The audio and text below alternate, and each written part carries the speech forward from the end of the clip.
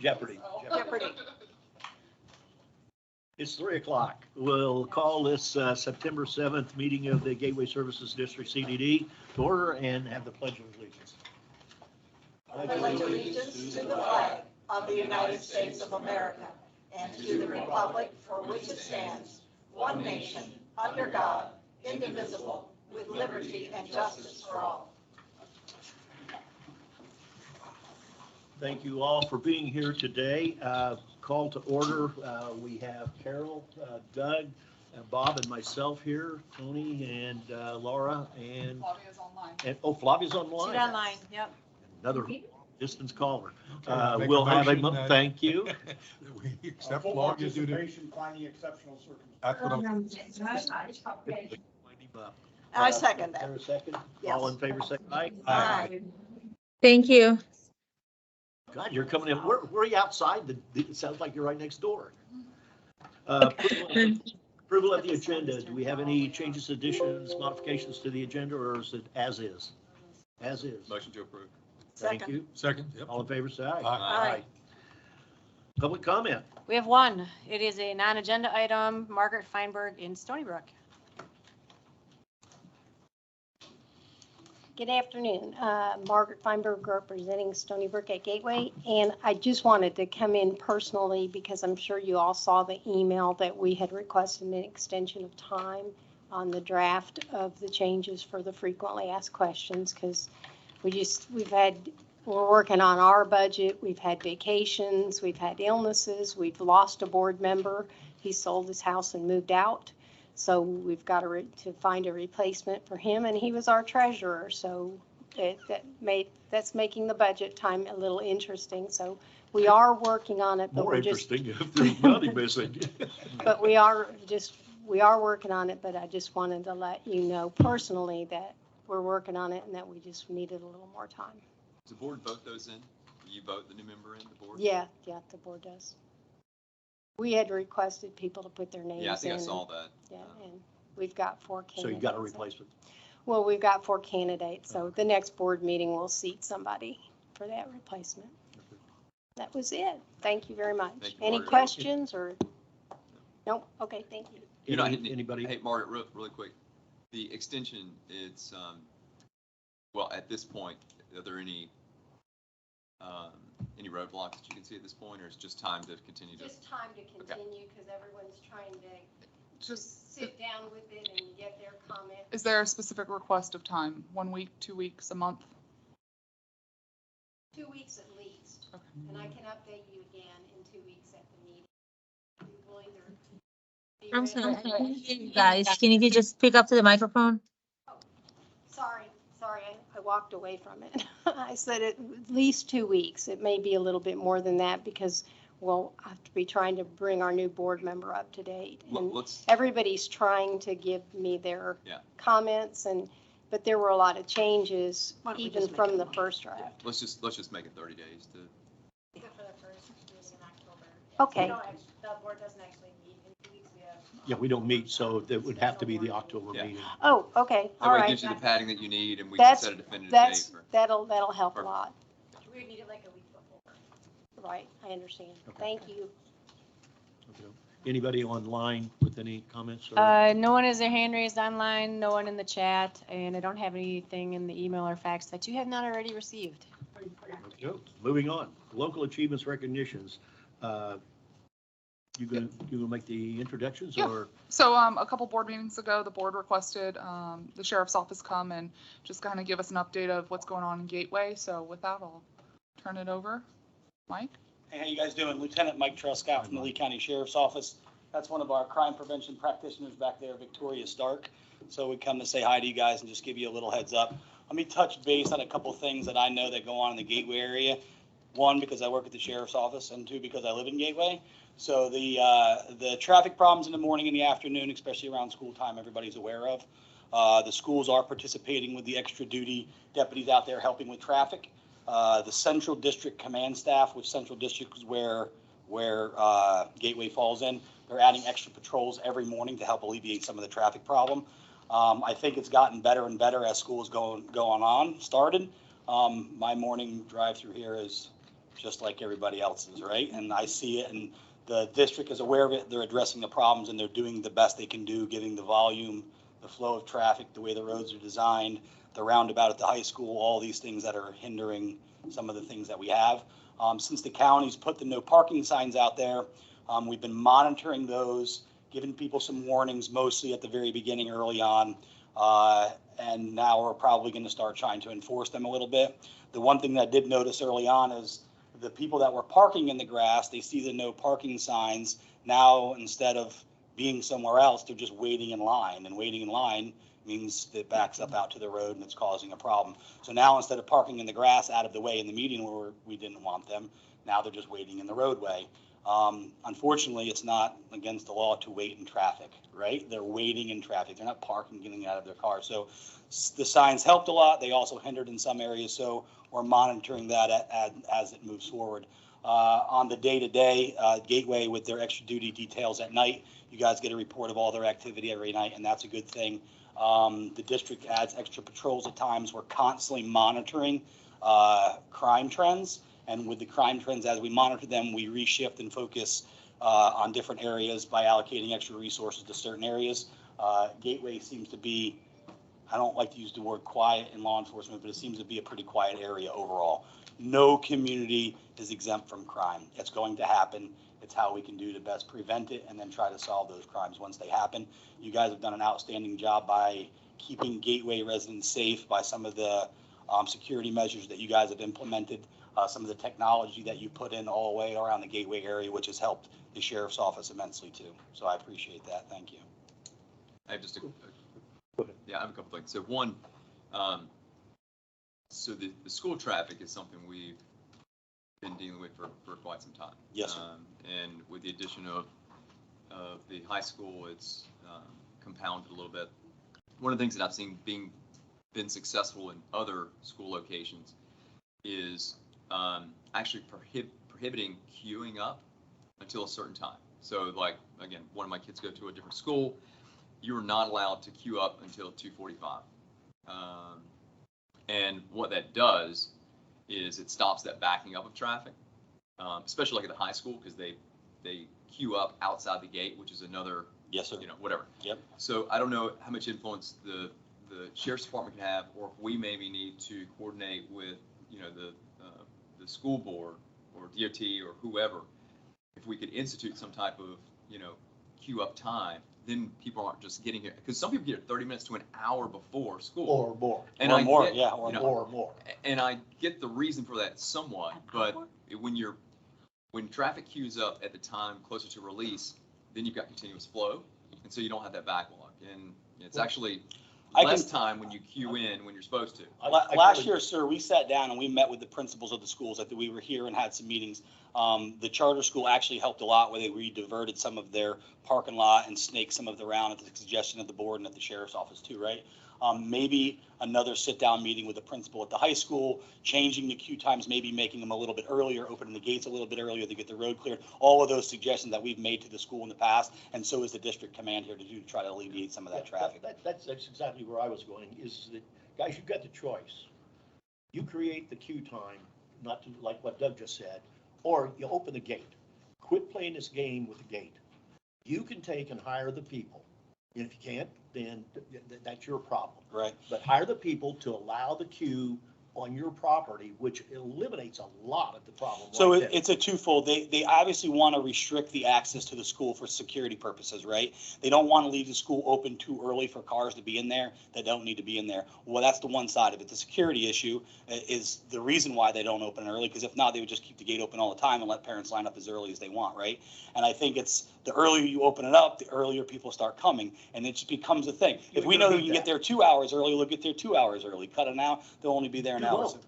Yeah, do both, right? Yeah. Set a queue time and open it up. And open the gate up. And I think that's something that the district, with help maybe of the sheriff's office and the school resource officers in the district there, can have those conversations with the school and the principal and the school board to see if we can help get those gate times opened up a little bit earlier, and hopefully that'll alleviate some of the traffic. That may fix a small portion of the problem at the high school. Yeah, I mean, I think, 15 minutes before release is an optimal time period.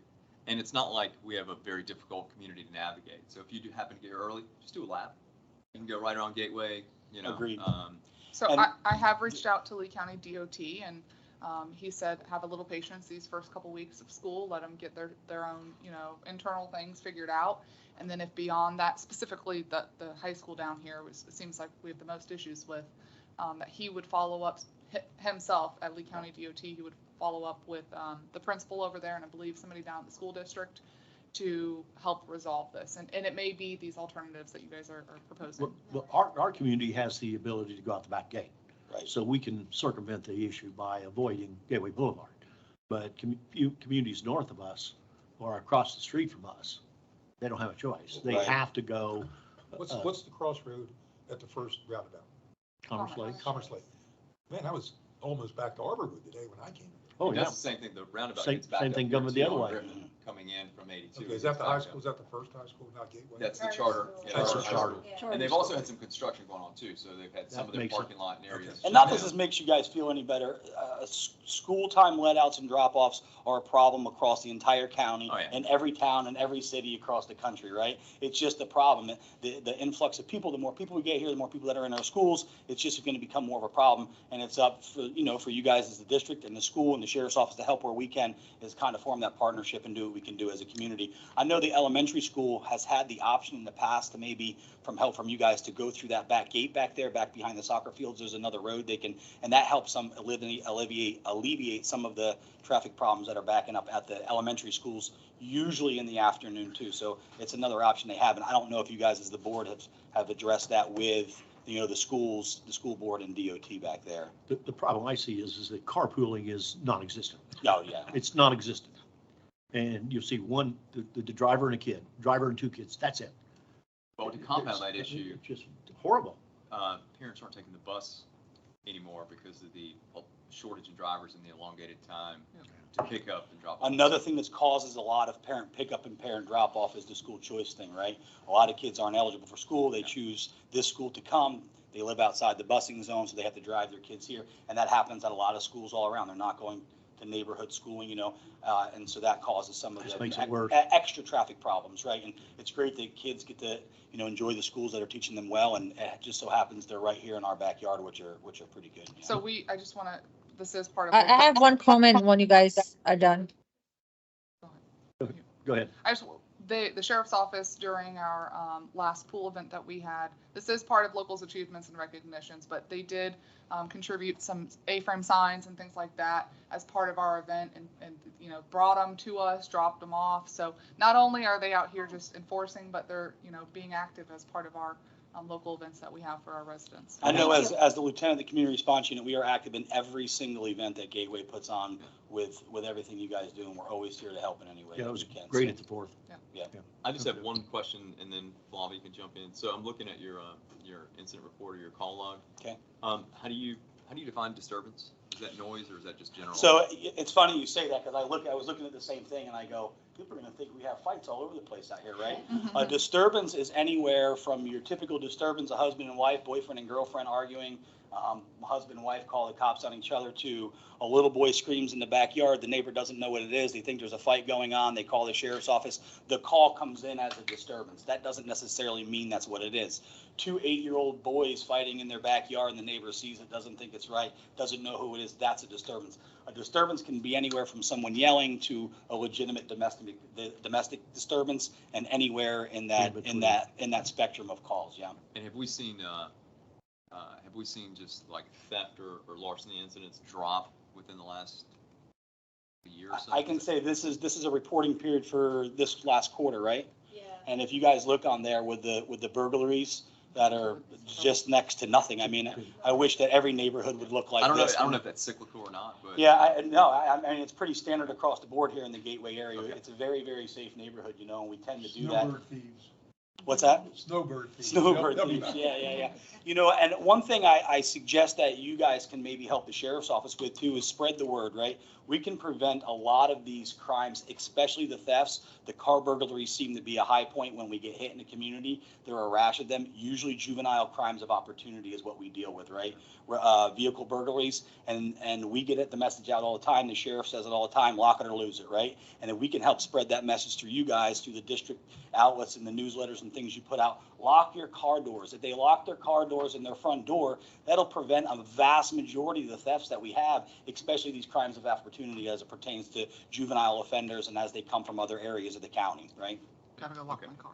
Thank you. Any other questions? I think Flavia. Flavia, Flavia? I just kind of want to touch back with the school. I do believe it would be great for maybe Chelsea and maybe somebody from Lee County Sheriff's Office meet with the director of security for the high school, because while I understand the all the issues that they are present now, none of those issues were ever brought up to us when they were sitting in that room and asking us for things and support into that school. So that's one. And security and safety, they go hand in hand. So they want to keep the kids secure, but we also want to keep them safe. And queuing in those cars over there, when I see kids running between cars across Griffin and across the road, that's also a safety issue. So I definitely believe either if Ed or anybody on the board can, or Chelsea can meet with, the director of security of the Lee County School and maybe the Lee County Sheriff's Office, and we can create a plan. I think that's the route that we need to take. We'll be more than happy to help with sit down with any meetings you guys want to help Try to help get with some- that, yeah. try to get some I'll set up. coordinate it with Lee County DOT and. You guys have we'll my be in number and yep. just keep me in the loop and we'll Okay. take care of you guys. Thanks for coming out. Okay, Appreciate thanks. it. No worries. Thank you guys. Thank you. Let us know if Thanks y'all so need anything, please. Thank you. Thank you. Thank you. Any other Yes. local achievements or recognition? I think I've individually told all of you, Andrew, Public Works Director, his last day with the district will be next Friday. So I just want to thank him for his, although short tenure here at the district. It was very impactful, and he's definitely, he'll be missed. So, but we wish him the best in his future endeavors, and we're actively recruiting for Public Works Director. Okay. Any And questions? I want to make sure I give a shout out to Randy and Elle and Christina and Andrew Johnston, who helped out at the fishing tournament Yeah. that we had on Saturday. It was a big hit. I guess it flowed pretty well. We learned some stuff for if we do it again, but they did put a lot of work into it and it turned out really well. Yeah, it's good. And I would like to acknowledge the utility staff. The Tuesday of the hurricane coming, we had a water line break over in Mahogany Run South, and all hands on deck were out. There was water everywhere. Not only from the rain, but from the Yeah. And dodging lightning bolts and everything else to get that mess cleaned up. So that was, and a lot of them probably want to get home to take care of their own personal issues before that hurricane came in. But that was a mess, an absolute Awesome. mess. Anything else? Moving on, approval of minutes, any additions, corrections, changes to the minutes of the August 17th meeting? Well, I didn't know we finished with advisory committee. Oh, I'm sorry, I skipped right through that. I'm on sorry? a clock, man. No, but I got to. Are there, okay, advisory committee items or reports? Yeah, there was one action that took place at the Pelican Reserve Advisory Committee at last meeting. And that was, I don't know if we need a motion for this or not, but the item under discussion was security within Pelican Preserve, the Weiser contract. And for the past 18, 19 years, whoever's had our security contract not only maintains the gate, but they also maintain a rover. And they have historically been doing something at the town center, checking or pulling on doors and monitoring TVs over the RV lot. It was out of the safety subcommittee. No, this wasn't the last people. I brought it up. I know it was. PPAC had this discussion. So anyway, PPAC assented that they wanted to continue that relationship. And this is a bit of a difference between staff and Weiser in the contract. Because staff feels that the only asset we really have, don't let me speak for you if I'm not doing it correctly, was the guardhouse itself. And all the other things, Rover, Town Center, possibly should not be something that is supported by our non-ad valorem taxes. The sense of PPAC and the Safety and Security Committee is they would like to continue doing it. And in the current budget, the 2024 budget, the funding is still there.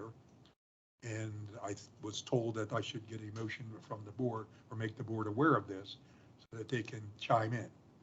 But the overwhelming benefit that these ancillary areas provide to the residents says that for the benefit of the residents, we should continue them. My preference is for us to bring this back as an actual agenda item in front of the board, so we can give you a historical synopsis of it, maybe with your input. I will give you a brief overview.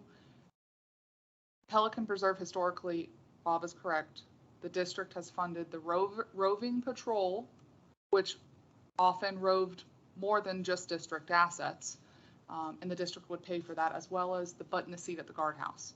The same situation over at Stony Brook. The district, through the non-ad valorem assessment, would pay for the butt in the seat at the guardhouse, but the HOA pays for the roving patrol because at the time, that's how that contract was negotiated. So we have two similar situations with two different, how they're being handled differently. And yes, they're different communities, but. And the communities have a different perspective. Stony Brook, we did what they wanted, and all I'm asking for the same consideration for Pelican to do what Pelican wants. But Doesn't matter, Pelican's still paying for it. Yeah, absolutely. Yeah, so it really doesn't matter, it comes out of their budget. That's right. Right, It's our okay. non-ad valorem budget. But anyway, if you want to put it off I thought we were tuned in, it was coming up today. No. My bad.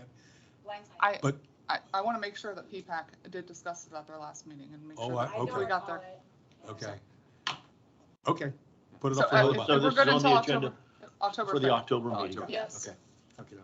Are you good with that? That I'm doesn't, good with that it. doesn't impact any timelines or anything. No. No, there's no problem because No. it's already going forward to the next Yeah, year. okay. I just wanted to codify it. You know, Okay. we do a lot of things and then we don't make Follow them, up. make That's up. why I want it on the agenda. Okay. And just for my information, when is that contract up? It needs to go A out wiser to bid contract. in the spring. This will be the last Spring renewal, of 24. 24? It's good through September 30th of 24, so we have a whole year. This is to the go. security Oh, We're contract. well in advance for a change. Yeah. We're Okay. not trying to catch up. No. We're Okay. doing our homework ahead of time so that we're prepared when the bid needs to go out. Has the contract, did it have a multi-year deal? Yeah. It- This it's- is the and last so year. This is the last year of the The multi-year. third year of it, right? They haven't come back and said they just want to extend the contract yet. No, we actually got them to agree It to auto pricing renews. through the end of 24, No. our fiscal 24. PPAC likes to put it out for bids every 3 years, see what it's going to get efficiencies. Somebody must like work, because I don't like doing that, having to retrain a whole, no. Not unless they're doing something bad, do I want to change that. But anyway, going on, any other issues relative to committees report? No, that's the only item. Okay. I'll make a motion to approve 8A, approval of the minutes for August 17th. I'll second. Any other discussion? All in favor, say aye. Aye. Aye, opposed? Aye. Thank you. Consent agenda items. The only thing I had is I'd like to pull for at least a brief, quick discussion is 9B and 9C, but I had nothing on the rest of them. Anything? I had no questions on any of them. So I'll make a motion to approve 9A, B, E, and F, and G. Second. All in favor, say aye. Aye. Aye. Thank you. My question on 9B is that was like reading Greek. Oh, it is, it's Uh, terrible. I can summarize it it for was you. horrible. Yeah, My- I can summarize it for you. I have to fill that form out. So basically, when we did the bonds, because of the way the bonds are structured, the utilities fund puts, they took money from the reserves and put it over with the trustee. So that's the Series 2023-1. Those funds are coming from the actual bond sales from the general fund and the enterprise fund contribution. And then the separate one, the 2023-2, that's the Pelican portion of it. I need to separate them out that way. So the total of the bills is there. It just depends on the projects and how they're split up. Some are funded solely by the general fund, some are shared across all three, some are just general and Pelican. So that was why I needed to, they're broken out that Well, way. My specific question was more of, this is for the lighting project, I thought I read that we were doing something with Fairway Lakes Office Park. And I saw 22 lights segregated out on page 33. I didn't think we were doing anything with FPL on Fairway Lakes Office Park, is that's one of those that we have questions of ownership. You guys wanted that done. at We the talked last about that Okay, at the so last we meeting. did do it. Yeah. We did do it. It's- Okay. It's going to be a standalone, but happening in tandem with the larger one because of the funding issues with regards to the POA. And we talked Okay. about potentially doing a special assessment or something. along Yes. It's those gonna be lines. its own fund. Yeah. like Yes, the town that's meeting. this one right Good, here. good, good. yeah. That answered that Yeah, question. because that then. did come up at the last meeting. And then, okay, I'm good on 9B then. 9C, Do you want to approve 9B? No, I'll do them all together do- once we're done with yeah, because discussion. 9C I think is going to be easy. It looked like to me that we're accelerating 9C from a 2024. Yes. to Yeah, we do that every 2023. year. We Okay. have to have the PO to them by September 30th in order to get our name on the list to get the pump. So So that this that- is an We're annual. holding the pricing for this Yes. year if Okay. we give it to them by the 30th. Yep, and we do that we do that every year. I Okay, and issue I have it. no problem with either one of those. Then, Okay. So I'll make a motion to approve. approve 9B and C. I'll second. All in favor, say aye. Aye. Thank you. Thank you. Aye. District engineer, I take it as Stephen online? He's online, but I don't think we need a report from him. Yeah, I think we got all of his stuff done there on, Yep. I G, think he was F and here G. just in case. Okay. Questions. Okay. Thank you, Well, Stephen. I have one question before he leaves. Have we heard back from Lennar about the bond, performance bond? Still nothing. Still nothing. That was so hot to try. Until we told them they had things to do, and now we haven't heard. What, you're gonna throw that one in, I'll throw in. Santa Luz Phase 2, that meeting hadn't occurred yet, has it? No, Next week. Next week? Monday. Okay. Stick your ground on them. Don't give in. Okay, anything else relative to district engineer? That's that irrigation issue. Some of those. We will, No, well, they have a whole bunch of punch list items that Tetra Tech had prepared a letter and sent to Lennar, and Lennar is now asking questions. It certainly can't be over the understanding of what the letter says. they haven't conveyed anything to us, and so we have a Yeah. punch list. Okay. I just want Just to so make you- sure that it's not an attempt to minimize what's on the list. All of our typical monthly reports would occur at the second meeting in September. We're going to push those to the first meeting in October.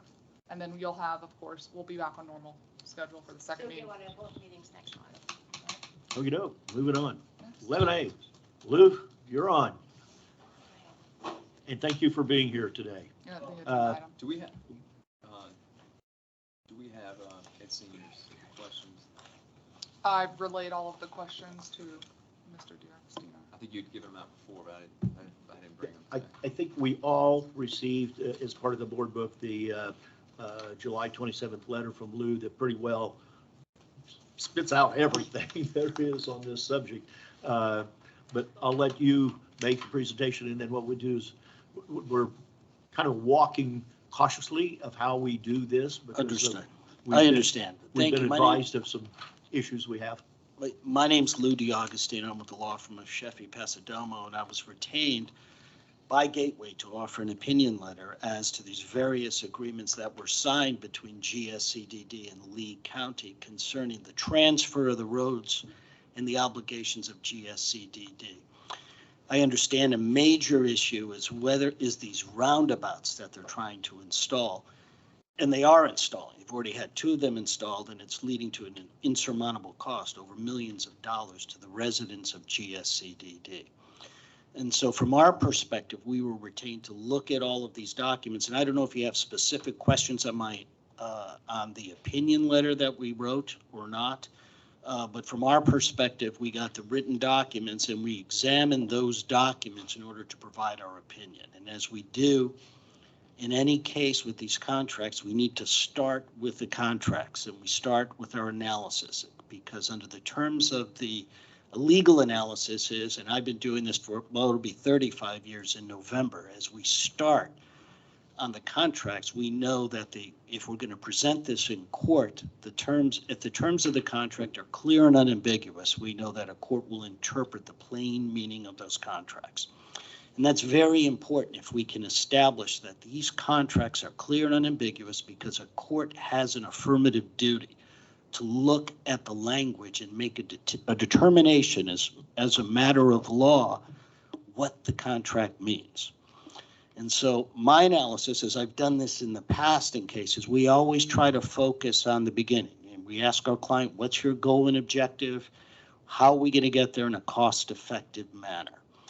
And what I understood from Gateway, and I also Rod Senior, who I've had a relationship with in the past, and Mr. Tinkle, the analysis is, I mean, they are continuing to, at their discretion, to install these roundabouts at these very high costs.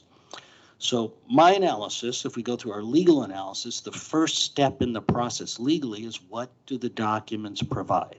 And there's various documents that were signed, and they go back, the 4 documents, as you saw in our opinion letter, went back to 2017 in the original landscape sign and drainage utilities agreement. Then there was a joint project agreement for construction of the roundabout. And there was an agreement made between Gateway and Lee County as to the construction of that roundabout, which means that Gateway, under the terms of these documents, had a very clear and unambiguous obligation to deal with the landscaping, the signs, to remove street lighting, to move any water and sewer lines associated with the improvements. And typically, I think under the terms of the agreement, it's got to be accomplished within 90 days.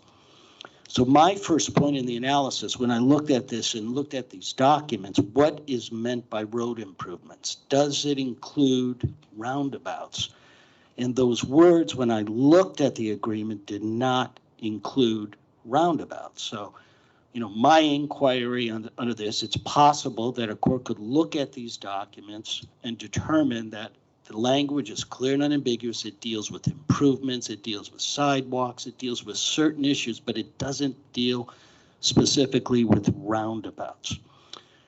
There's various other documents that were signed. I saw the joint project agreement for construction that was signed, a second amendment that was signed in May 18th, 2021. And then I saw a third amendment of the landscape agreement that was signed. We know Commerce Lake, I understand, on the roundabout was already installed, and then the one on Griffin Road, I know they approved it, and then there was an appeal that was taken to ask them to install these traffic lights because of this insurmountable cost. And it seemed to be a viable option, but that was rejected. And again, Gateway and the county entered into an agreement to incur all of these costs. So our question is, in the first step in any legal analysis is, could we argue in court that the terms of that agreement are clear and unambiguous? And if we are clear and unambiguous, we would ask the court to make that determination that the agreements do not provide for roundabouts. Now, second point of that agreement, I understand there's is if the court finds no, it's ambiguous, there's broad language under the terms of this agreement, and if there's an ambiguity that's established, then the court would have to look to parole evidence, and that would go back to these agreements back in 2017 to see what did the parties intend at that time. And there's a lot of case law in the way we've dealt with this issue in the past is we'd have to introduce what is called parole evidence. And that means we'd have to get the witnesses who were involved in establishing that agreement to testify as to what was meant. Was it contemplated, in speaking with Rod Senior, that were roundabouts contemplated to be included? Or was the understanding these improvements, because the way our argument in court, if we were to file a complaint, would be that it's just unreasonable for Gateway to enter into such an agreement and agree that Lee County at its discretion can make any determination, absolutely, to install these roundabouts, and all at a cost of, I understand, millions of dollars.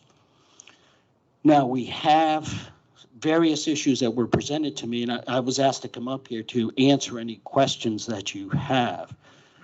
Some of the questions presented were, what is the strategy, or if you decide to move forward, what is the cost involved? And I'm happy to take your questions, but I think if you decide to go forward with this, we would, from my perspective, as we do at the beginning of any case, if I see a contract case, like you mentioned Lennar, we had a major case with Lennar many, many years ago.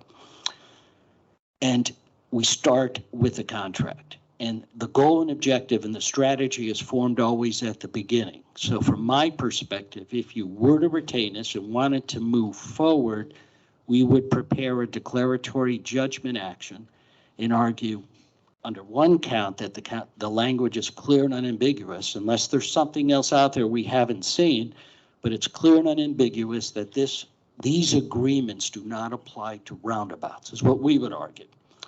And secondly, if the court finds, and because Lee County would of course oppose that, finds it's ambiguous, then we try to introduce parole evidence to show what did the parties intend back in 2017. Now, from my perspective, to get there in a cost-effective manner from the beginning, I would think we would focus on moving towards what's called a motion for summary judgment. And we would commence that preparation right at the outset, because we prepare the complaint, we would file it, we would start preparing a motion for summary judgment with the goal and objective to file that motion before the court maybe within 3 to 4 months, and to have a hearing scheduled before the court on this issue to determine the meaning of these contracts, whether or not it includes roundabouts, whether or not the parole evidence rule and this other testimony shows what the parties intended, that the parties did not intend to give the county this unilateral discretion and to impose these roundabouts at this substantial cost. So that's what we would do if you decide to retain us. Now, other issues and some of the questions raised here, and I'm here to answer any specific questions you may have, is the ability, can you go back and recover all of these out-of-pocket expenses? Can you go back and recover the millions of dollars that you paid for Commerce Roundabout and maybe this latest roundabout? And we think there's going to be great difficulty in doing that. I think your claims in this case are more for affirmative relief. And the way I say it's going to be difficult, I mean, I don't want you to go down a path. We would not litigate an issue just for the sake of litigating. But the reason for that is Gateway signed documents, and they signed the joint project agreement. They signed agreements, entering into these agreements for the roundabouts to be installed on Commerce Lake and Griffin Road. And just as the court would interpret the clear and unambiguous terms of our agreement that you signed initially, those agreements, they would interpret those agreements because the county would bring them up to the attention. So I don't think in any action you would be able to go back and to recover those funds. It's going to be very difficult, and I would not advise, in my opinion, of doing that because it's not cost effective, as we don't litigate for the sake of litigating. I can say there were some other questions presented by Chelsea. Can you have discussions with the county? Yes, you may. One of the questions that was posed, do you need to file a complaint or other legal action before you have discussions with the county? No, that's not actually accurate. You don't have to do that. As long as they're confidential settlement discussions, you can appoint certain members from GSCDD who have personal knowledge of this to schedule a meeting, to let them know your thoughts, and probably talk about alternatives to this moving forward. Probably addressing these concerns, the exorbitant costs that you're facing, and maybe in the future as to trying to amend these agreements so that it doesn't automatically include all of these roundabouts that are found. And some of the gentlemen, I know you, Mr. Tinkle, I guess you have an understanding back in these committees and back in the day, I understand from Chelsea, there was a lot of other documents. We'd have to take a deep dive and review all those documents prior to filing any complaint, but I think that is a viable option. I had another question, what would be appropriate cost range for preparing a complaint and how long would it take to prepare? We've already taken a deep dive on the initial analysis. I think to put together a declaratory judgment count, because we've got the legal issues already addressed, would probably be about 8 to 10 hours estimate, probably less because of the research we've already done in this case. Another question presented was once the complaint is filed, To what extent can the district manager or board members talk to the county staff or commissioners about this case to reach a possible negotiated settlement? Again, in the law is pretty clear that you can participate in confidential settlement discussions at any time as long as it's noted that your discussions are confidential prior to any discussions. And this would be, you can still do that, but if a lawsuit is filed, it's probably best to do it through your counsel if you can. I had a question on mediation and what would be decided at mediation. Could they mediate? What if they refuse to mediate? Well, once you file a lawsuit, it is required that all parties participate in mediation prior to any trial. So if a lawsuit is filed and you're going to go to trial and you're going to resolve the issues, you need to participate in mediation. And as far as mediation is concerned, you could also engage in a pre-suit mediation as long as all the parties agree without and agree to this pre-suit mediation without having to file a lawsuit. Where all of these issues could be presented at a pre-suit mediation, you agree on a mediator. So I would make this presentation to them as to where we're going, what the legal issues are as outlined in my opinion letter, and what we would do in a declaratory judgment action. So real question. Yes, Chelsea. So ultimately, we're forward thinking, and the end result would be to amend the existing interlocals to better refine and define what improvements are. Is that correct? That's correct. Exactly. That's my initial analysis of this legal analysis and looking at this and looking at the damages. Improvements, yeah, I agree with that, but I think more importantly, what burned us on this one was interference and conflicting. Yeah. Right now, forget Commerce Lakes and forget Griffin Drive, as you suggested. Our exposure going forward is seriously in jeopardy due to paragraph 16 if that same interpretation is taken. Going up Griffin Drive all the way to 82, not so bad from Hidden Links to the entrance into Stony Brook, but from right. the entrance into Stony Brook to 82, that 300-400 yards will cost us a mint to replace all of those lines if the same intention is taken on paragraph 16 as it was at the two roundabouts. Are they looking at that? Are they looking at that issue now, too? Well, it's certainly on the table because the roads, both of them are, no, one's a collector and one's an arterial. And Right. so it's on the county agenda to be done. It's just like the bypass road that goes over and ties into tree line. All of that is in a benefit to Gateway because it would allow a lot of that traffic that right now goes through our roundabouts, both of them. They could turn off and go over to tree line and avoid going through downtown Gateway. Sure. So it's to our advantage to have this done. But again, we need to take and have our engineer give us what the items are, the utility items that are possibly in danger if you take their interpretation, which I personally was on that committee.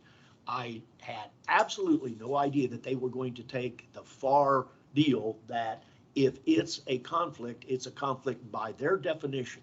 By my definition as an engineer, if it's the road's here and the road stays here and the sewer was here or the water or whatever, and that differential didn't change, how can you call it an interference or a conflict if it wasn't an interference or a conflict, status quo? I mean, that makes no sense.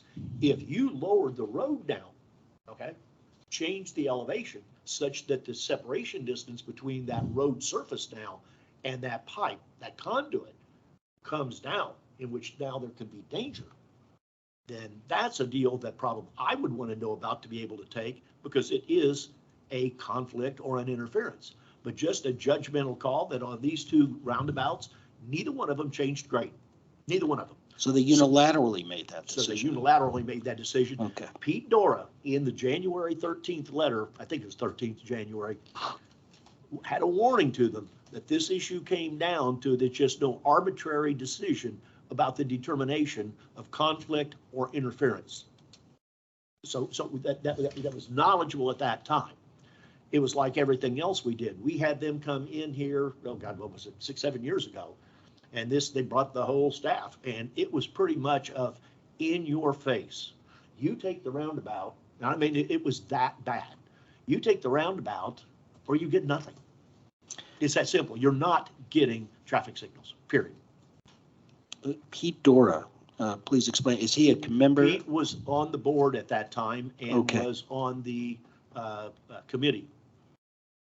He was working with Ed Cecil, another board member at that time. He was the chairman, I was vice chair, and we had 4 or 5 other people. But Pete down at the end was looking at the document, wordsmithing, I guess, if you know Pete.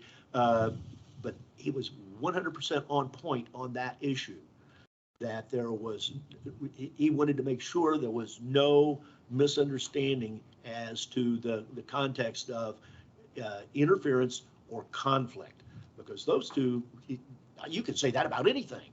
And my deal was, as an engineer, it never even crossed my mind. Up north, when you do these type of projects, if there's an interference, it's because you've done something to change the design, which changed the facts of the case, that these lines are now dangerous. We didn't do any of that. So ideally, So- we'd like to amend the interlocal to try to give us a say in what interference. I'd like to have or a conflict. definition of what is your definition of interference, because going on, the exposure that we had at those 2 roundabouts, which is limited to an area of about, 300 foot diameter, something like that. That's one thing. We're talking about a mile of road going up Griffin and another half a mile of road going up Gateway Boulevard, full of utilities. If they're going to take that same interpretation, we got a royal. Has Gateway hired, its own engineer to prepare an expert report on the impacts and going forward? We haven't and the got there, but potential I think we costs? need one. I think you need that I think before we you. need that report. Yep. What's our exposure? What's our exposure going forward with the contract as it's written, or as the agreement as written relative to paragraph 16? Right. I did not review any of those reports. You're Understand. talking about engineering, but it's a very good point and critical. It could be asked. But we don't have that right now. Alls we have at best is sets of drawings that show approximately, we don't have as-bills here, we've as found, but we need to look at where a road would go, both going up Gateway Boulevard and going up Griffin Drive. Where would that road go and how does it conflict? We need an engineer to come back and tell us that your exposure on either or both of these is significant. Sure. And it's the same thing that you ran into on the other ones. We know that they're not going to change the line and grade. Gateway Boulevard out here where it goes from 4 lanes or goes from 4 lanes to 2 lanes that would be improved is not going to change its elevation. State Road 82 isn't going to change its elevation. So that road is going to go along that same line. Same thing on Griffin Drive. Where it is at Griffin Drive and where it is at 82, those elevations aren't going to change. We're not going to have an earthquake that upheaves the road. So they're going to remain the same. So that means the distance from the road surface and road bed, whether we add 2 lanes or add 4 lanes or whatever, Remains the are same. going to be the same as they are now. Well, we could do. And that's exactly what happened before, and they told us to replace it. Well, we could do Can, that. Go ahead. sorry. So can we have a consensus that maybe we can have Chelsea meet with staff at Lee County and go over some of the initial conversations?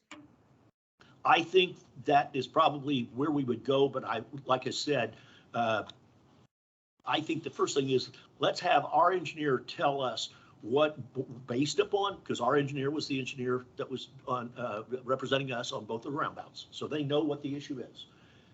Taking that judgment of what the county made us do, apply that to these 2 roads, assuming they're going forward, because that's what we're looking at. That is exactly what we're talking about here, protecting our future, because it Sure. looks like the 2 roundabouts are history. We could do that internally and provide it to Tetra Tech for their review. That's what I think we need to do, and then we have a meeting with the county and just see where this goes. Get that report together, and also the economic impact too. I think that's very important. Yeah. Pete I- Yeah, I Dora, totally agree. Yeah, Carol. Yeah, Chelsea, do potential road plot projects come to us one at a time?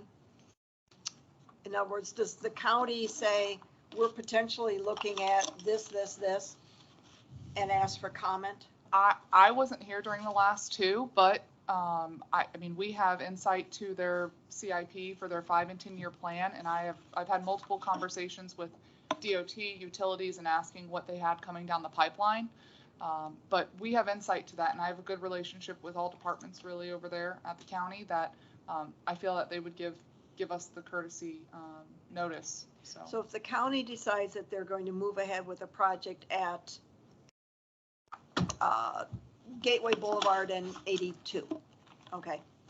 And they probably don't have it defined, but just because we signed things in the past doesn't mean Correct. we can't look at this as a brand new project and based on past actual expenses, say, we're not going to sign anything unless we have a meeting of the minds Well, here. the road turnover interlocal is really what dictates, because our utilities are in their road rights of way. And so we would, like we kind of alluded to, we would need to amend that interlocal, because right now it's almost forced that if they say we need to move the lines, we have to move the lines. Whereas I think what we could negotiate with their staff is that we can come to some term of mutual agreement if it's in conflict Where or conflict interference. exists. Yes, where conflict exists. Otherwise, we take the risk of, if we don't do improvements and they come in and expand the road, then if something happens to our lines under the road, then we have to fix everything. The way it worked on the 2 roundabouts. They Okay. came to us and told us to move the lines. It was that simple. It was just automatic. After, You move. after they denied us the lights. After they turned down the lights. It just, by their definition, it was interfering, moving. Well, Now, and that was, there was a little bit of give and take here. Commerce Lakes Drive, as I recall, this been a couple of years. There was not any what I call an advantage as being a board member here, or not being a board member, but being an owner in the community, as far as I'm concerned, to do anything at Commerce Lakes Drive. There wasn't any issue to the magnitude of there was at Commerce or at Griffith Drive. All of our pipes come together in the very middle of the intersection of Griffin Drive and Gateway Boulevard. So it was advantageous to us for long term to do some of the bypasses that we ended up doing. And in other words, it was a shared deal. It would have been arguably a shared deal, but not all of it. Well, as an example, Carol, the county has specific details, standard details that they require for anything in their road rights of way, one of them being encasing the pipes. And so that is something, as part of talking with them, we could negotiate as part of this interlocal agreement, better defining and refining what the terms are, some of the terms are, and at what point would it constitute us to move our pipes? See, there's So a what we're question. actually looking at is, Amending the agreement. yes, amending the interlocal for agreement. future consideration. For Yes. future Yeah. projects. Well, As it relates to Arborwood Road, we're going to parallel Pelican Reserve and go up to Yeah. 82. Yeah. We know that that's on the horizon. We don't know what year or even what decade, but it's on the horizon. Did we install the underground water or whatever utilities with that in mind, or we just put it in? To my knowledge, we have no lines in that right of way. That's 100-foot right of way that starts at Arborwood and comes out up here at our road. We have no lines in that 100-foot right of way whatsoever. No exposure. So on for road that at all. particular one, we're not going to, because I heard you say that. But that's not a county road. That's a city road. That's on the city's schedule, as I understand it, not the county. Is So we that can go correct, through the Tony? very same thing with the city? I think that Oh, road is the city. I believe that's the city, that extra piece. That extra piece, in yeah. between. But That dog leg that's going to Yeah. eventually. Yeah, but I think what Lou said is right, is that going in, and I like Chelsea's idea of going in and meeting with them, but before we go to meet with them, let's just know factually our exposures, because, well, don't worry about it. And no, we are going to worry about it, because here's what happened before, and you can come in and do it again. You say you're going to take, especially with that school and that debacle they got up there with traffic, that road's going to be quicker than we think. my opinion. Something's got to be done. They could come back and do just like they did on Commerce Lakes and tell us you've got 90 days, remove those utilities. Well, And they could do it that easy, because that's what they did. The issue that I had with this whole thing is, and I'll kind of go back, and I know you said this would be very difficult to go back and recover, but my position when all the roundabout conversation happened was when they did traffic studies and they came in and they presented to us at least maybe twice, the findings were that I didn't feel that they were statistically significant to warrant the roundabout over streetlights. Now, there was some advantages when it comes to continuous flow, but again, we could argue that. There wasn't a reduction in the number of traffic incidents. However, the type of traffic incidents would vary. Not head on now. Not head on. And in their mind, because we asked this question directly, is what is the cost difference?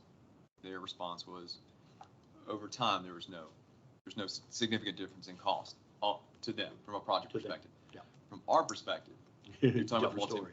multi-million dollars. So, But keep in mind too, going forward with the exposure we have, We need to address it. unless something that I'm just totally missing, roundabouts isn't on the table anymore. It's just a straight shot of making that road either 3-lane or 4-lane. It's that simple. You got but my to point is just so we don't have that roundabout issue, but we have that conflict of interference issue. what my point was, it would have been. I wish there would have been some language in around the county's decision to go one way or the other. There has to be some criteria for that. You know, Ed said it, and I think others. We didn't have a choice. Matter of fact, we appealed, and you've documented that several times, and cost impact was stated. So it was almost like it wasn't considered. The traffic studies, there were traffic studies There were done. traffic studies, yeah. And like I said, when they brought those back, if everyone who was here remembers, it was not, again, it was not statistically significant to go one way or the other. The benefits were subjective at best when you're looking at continuous flow versus incidents, types of incidents. But it wasn't enough for me to say, oh, it makes perfect sense to go with a roundabout because it's going to add value in X, Y, and Z, knowing that we would incur millions of dollars outside of what was even planned and budgeted at the time. Had that utility expense, my familiarity with this up north, doing these projects, is that type of work, that utility expense, was part of the project cost. And so the entity that was doing it, they included At it in there. And if inception, that was yeah. under a bond issue or whatever, they picked up the tab. My question was, and it was always has been, is that if you would have put that 2.1, 2.2 million on your side of the line of the cost Would you have estimates of done this it? project, would Right. you have done it? Right. To me, that was not acting in good faith on our Yeah, behalf. So, it anyway. was quite obvious. They had their mindset, they were going to do it. And like I say, is right now from what you've described, and you're the expert on this, but that issue appears to be water over the dam. Right. We got to protect ourselves going We saw forward. And that exposure doubt. going forward is to have that same latitude that they have to just basically come in and tell us your pipe's under our road. Move 'em. Well, and we've also not been told that there will not be either for or no around any additional road expansion or. I have asked, and the response I received was nothing planned now. Right. So we're talking Now. about known areas that we feel like. So it could happen. fundamentally, we were burned the first time with the two Right. roundabouts. We're trying to prevent that in the future, and that's why we're considering this engagement. Yeah. So imagine if the plan was to expand Gateway Boulevard to include a. But to Viking get rid of Lane or just, the confusing language and get very specific. Yeah, For so what we wanna my do. thought is if we we've got good advice here. We take and make sure that we understand what our exposure is going on, have an attempt to meet with them. Then we come back, gather the group and See decide what our next. which steps are. way we That's need fine. to go to do it. I would say one thing, Mr. Chelsea, help me with the words here. What should the motion say to authorize you to talk with Lee County about what? Direction to district staff or the district district manager to have a meeting with county DOT staff regarding amending the interlocal agreement for road conveyance. Okay, I so move. And amending it to the extent that it's specifically deals with Yes. the roundabouts or other things. Let's leave it open. Moving Okay, forward. Okay, Protecting us going forward from okay.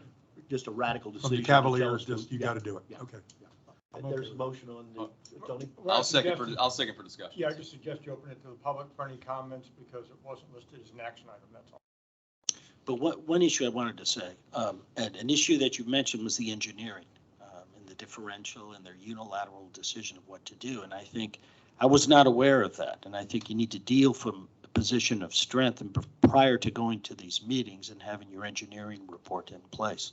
I did not look at that. I did not look at the traffic studies, but I think that's very important going in. All right. Any other questions for me at this time? No, I appreciate it. No. Thank Thank you you. so much Thank for you coming for down. all- Thank you, everything Chelsea. that you've given us. So Thank we you. need public. Yeah. Thank you very Thank- much. Thank you. Thank you. Thank you. Be in touch. Be in touch. Any, open it to the public. To the Any public. questions or comments on the? Online or in person? Yeah, on the discussion. Come on Come on up to the Come on mic. Sorry. Judy Peak, Eagle Point. My understanding is that's already on the table, that would be 4-laned from where it is now all the way to the end. Is that not correct? That's correct. It's on both roads. Well, our fear is, and what we're worried about, is if the contract as currently written is interpreted, paragraph 16, the same way, Right. they could be telling us to remove all of our utilities. 2.2 million won't touch it. We need to know that exposure and have our engineers say, hey, these are what you've got here, and here's where that road logically would have to go to be expanded. Right. This is your risk. Okay. All right. I just wanted to clarify because Yeah, I don't think there's any doubt. All of the plans that have been shown, the long-term plans Right. showed that Griffin Drive was going to be 4 lanes all the Right. way from Gateway Boulevard to 82, and the same thing with Gateway Boulevard, 4 lanes from Daniels to 82. It might be on the county's 20-year CIP. I haven't seen don't it know. in their 10-year CIP. So Okay. it could be from 10 to 20 years out. Okay. See, the Thank one you. thing that concerns me is the thought of when they built 82 and made it to 6 lanes, 3 both way. A lot of that traffic that heretofore came through Gateway, once that road would be built, would return back to 82. Well, because of that jungle at Colonial on I-75, a lot of people just are turning off at Gateway and saying, we're not fighting that mess. Absolutely. And that's not helping us whatsoever. And So that won't there be was- resolved till 26. Another 3 years of that? So there was a motion and Yeah, a and a second. Second, yes. correct. To authorize district manager to arrange a meeting for the purpose of discussing amendments to the interlocal agreement with Lee County. Is any other discussion? Nope. All in favor, say Aye. aye. Aye. Any opposed? Just not 5-0. Thank you, Thank thank you. you. I will Thank you. report back to you as soon thereafter the meeting. To be continued. To be continued. That was a lot of legalese to read in those Oh, yes. 16 pages, a lot of legalese. Item 11B, National Fitness Campaign Grant Funding and Resolution. I had difficult reading in between the lines on that. We're getting a $30,000 grant, and what is our investment Scroll down. I believe. total? So total 200. Because it's the concrete pad, it's the fitness court itself, it's the installation, turnkey done out the door, 200,000. So we paid $200,000 to match a $30,000 grant. Yep. Comments? And this would do what? This puts in, you weren't here that Right. deal. This was, go ahead and explain Yeah, this. so- National Fitness Program. Yep. It's, This is an outdoor fitness center, and it's basically a large concrete pad that has exercise stations on it. I think the, Randy's online, I think the closest one nearby, Is it the I think Forum? the one in the There's one in the Forum, Forum. I think there's one down in Naples too. And Um, this was something that had been mentioned when we did the survey to possibly put all that stuff in up by the commons. There was some outdoor workout stations that were mentioned by the community in there. Yeah, And the issue, that's the where you're issue, considering putting it? Yes, ma'am. yeah, the issues that we have is just how this would fit in to the whole one. project with the building going in also. Well, So- this would be closer back to the FPL, to the trail. And I mean, this is going to take, quite a few months to get together between permitting, ordering. Who prepares the Installation. plans on the site plan? We or they?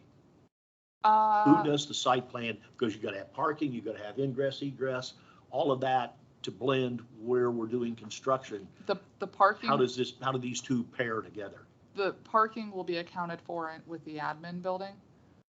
So we'll It- use the admin building for the parking to Yes. facilitate this. Yes. So that means it's gonna be just flip-flopped on the other side of it Yeah. then. My input on this is, I think, and I'm not going to necessarily state whether I'm for or against at this point, but I think it needs to be incorporated into the phase one plan, whatever, Overall plan. overall. And let's call it phase one, because it should be a smaller scale phase that includes some basic amenities that have high value, potential for high use at reasonable cost for the commons area. So I say we table this until we have recommendations from staff on what a phase one plan would look like. Well, I agree with that, and I'd like to see a layout, and then also the big question that always hits here. Who gets to use this? Is this open to where anybody in Lehigh Acres can come over here and use it? Because if it is, as far as I'm concerned, Well, that's that's bad. that's not only for that particular, amenity. It would be for anything we put on that that's- area. I mean, that's the way we would look at it, is it would be Well, full amenities. Well, I would want to make sure that if we're going to do that, and that is a possibility, then there is certainly going to have to be a conversation of how they pay for it. It's not free. And this deal of coming And we've in had and this flipping conversation on $5, Right. that don't get it. And I think part of the question is what's meant by the community. I think that was one of the conditions of the grant, that it's accessible to the community. So that's one of the conditions. Can that be narrowed down? I don't know. But is there a timeline? I believe at Yeah, the what is the end- timeline on the offer of the 30,000? I believe they were, so we were awarded contingent upon funding approved by the board. So I know that they have ongoing cycles of applications, but to just give you some kind of time frame, if you approved it today, this thing wouldn't go in until well after the first of the year. Yeah, I think the schedule was included here, and it talked about the adoption of this resolution. His deadline is today, and the authorization to proceed and confirming the funding is October 19th. Because So we would- does that give additional time then, Chelsea, to, That or gives, do they need, does the organization need this resolution? they adopted require the today? resolution as part of Today? the application package. It's like a step one resolution. Yes. Okay. Well, So what, are you saying that we could defer it to like Doug said, and get more information and have it at the October meeting? Well, it says the summary that the deadline of September 7th, which is today, is to, We can ask for an extension on that. yeah, commit to project adoption, confirm intent to provide remaining Well, mentioned. What is, I believe there's a meeting at the end of September for the Parks and Rec committee. Why don't we ask that this be put on their agenda and that they can put more details to Opine on this, to this overall picture? they had already approved the application for us to apply for this and Yeah. recommended us to do that. Yeah. So this is just a matter of, do you want it or not, truthfully? Because I don't want to keep going back to the grantor. If we're And going to shoot it down later. yes, Yeah. And so the one thing I will say is, I think we need to have a phase one approach. Part of that, and this is something we can push back to the Parks Committee. I think we need to look at it, like I said, high utilization, top priorities, but we also need to look at demographic use. Because I think anything we do forward, if we're going to do something for, let's say, one particular demographic needs to be offset by another. We've done that with bocce. We've got, some of the other areas where it offsets the usage. But I was talking with someone over the weekend, a friend of mine, who actually just went to the facility on the forum, and he did say it was really nice. And there was a lot of people out there using it. Well, back to the 200,000. Our share's 200, they have 30, so the total project cost is 230. What is the Commons Construction 550 from bond and impact 376? What's that all have to do with These anything? are your options for funding the 200,000. So from the bond, we had $550,000 budgeted for Gateway Commons construction. And then we have the community park impact fees, and we got the most updated number from them. There's $376,000. That sounds good, because you don't use that for anything Well, else. so what you're saying then is that we could use this, going along with what you said, Doug, we could use roughly 1/2 of the Lee County impact fee to benefit this deal, and have a second plan or a second project that to benefit another demographic that would use the other half. Here's the way I would look at it, is we have $926,000 to leverage for phase one improvements. So I'm not even looking at how we would fund this. I'd say we have almost $1 million that we can spend on a phase one. I have ideas, but I can put them out, lay That's them what I'm out for saying. you. So it's like saying, if we were going to if we give you a budget of this amount, you come back to us with a phase one that stays either within that budget, maybe it's option one, option two, here's good, here's better. And then go from there. And then we go from there. But of the 376,000 that's available with the park impact fee, that's a use it or lose it, isn't it? I believe, Yeah, but we've been sitting on it for a while. yes. Well, but at my point, I know we use fire impact fees Yes. every, Yeah. but then it won't come out of We our. don't have anything else to use that money for. Well, that's what I mean. That's the issue. There's funding options there that are viable. So we can get the 30,000 from this grant just by asking for it. Yeah. maybe. Well, I think he hit the nail on the head. What she's proposing to do would show it as a package. Yeah. Yeah. And then we can go and make. Because a there's decision sequencing there. that would need to be considered too. If you're putting that in, does it make sense to do other construction at the same time? And I mean, I don't We know have if that's enough true or offsets not, that but- We're not just gonna be throwing the impacting- dart. at Right. the wall. We're not going to be impacting the residents in terms of taxing them for this. Yeah, it's Well, already been, this is bond- already approved dollars. The bond. Well, the bond, yeah, but not the impact. That's Yeah. a freebie. Yeah, that's a free. That's a grant. Yeah. Okay. So, Although if Lee County is true to form like last time, we had the funding for the soccer part, there was the language that they required to be put in there about use by There's, others yeah, outside the. there's It certain has to be type of- open to the public. Flavia, what's your thoughts on this?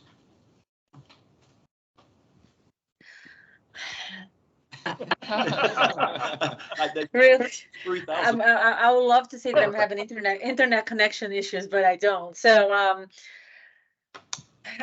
50-50. I mean, I think it's a start. I think we can take it from, our impact fees. I don't know.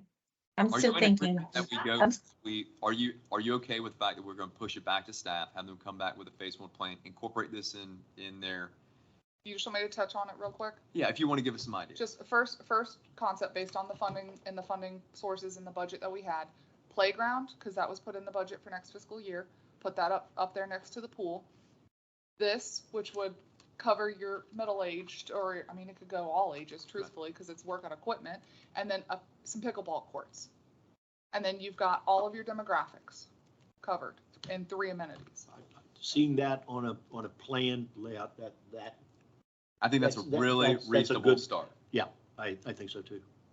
I mean, again, I I'll agree with that. I like that we're touching the 3 different age groups, and covering everybody, but I would like to see it in a plan as well. Yeah. And I'd like the opinion from Parks and Rec too. Oh, sure.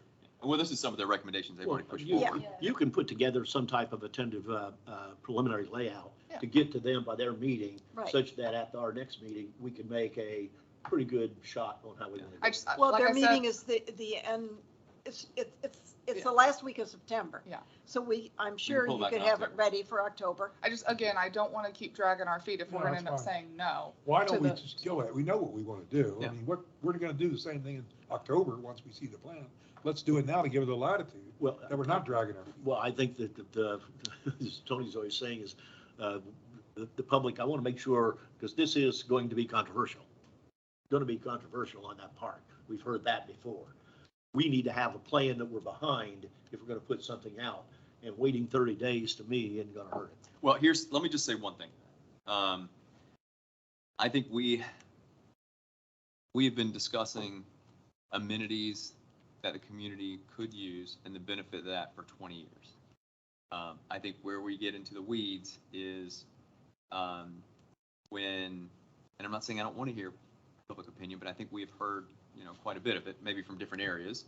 But we've got dollars set aside and allocated. I think if we're reasonable and responsible with the approach, that's why I like a phased approach. We're not asking people to fund, a $7, $8, $10 million, project. Yes. So I think we should do what we're elected to do, which is represent the voice of our community and make those decisions. That's reasonable. And that plan that you just alluded to pretty much does a reasonable first good step start. of doing this. It's not spending $2 million, $3 million on a tennis facility. It's not spending $3 million on a glorified amphitheater, any of that stuff that was No. hot, controversial. These are things that could be benefited by. From a Most timing people. point of view, is there an incentive to do it today versus October? Randy, I don't know if you'll recall, a couple months ago came and we had talked about it. And so this, from my perspective, ideally, I would like to have direction today. We can That's where I'm coming from. we can ask them Well, to delay it a month. Look, but- can I ask you one question? So this just approves, like we could, let's say something happens and we pull out. This just allows us to say we are moving forward at this particular stage. Correct. I believe, Tony, you mentioned earlier that the resolution called out for funding confirmation by the 19th of October.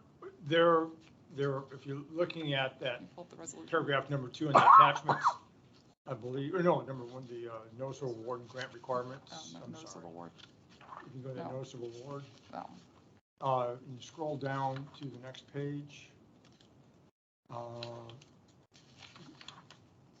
And right there, milestone 1, adoption, is commit to the project adoption and confirm intent to provide remaining matching funding. And so that's, the resolution is drafted, that says we will accept the grant.